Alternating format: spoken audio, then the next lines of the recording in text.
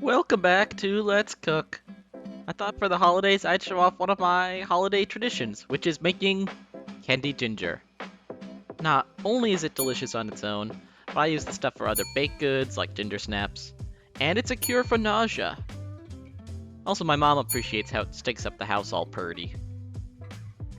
So for this recipe for candied ginger, adapted from Alton Brown's recipe, you will need ginger.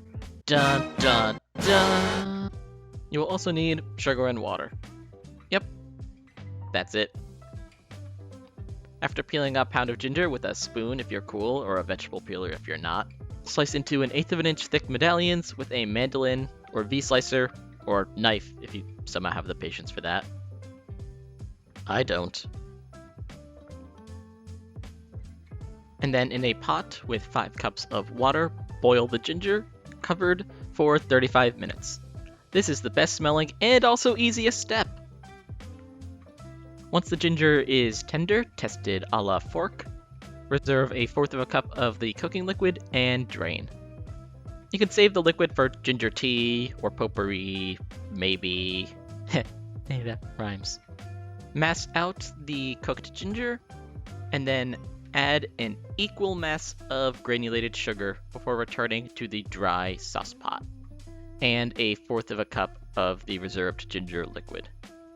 And I hope you like standing over a stove for a while, because you need to stir this until it looks dry, which takes over 20 minutes over medium-high heat. Once it looks dry, transfer it to a cooking sprayed wire rack and separate the individual slices as best you can.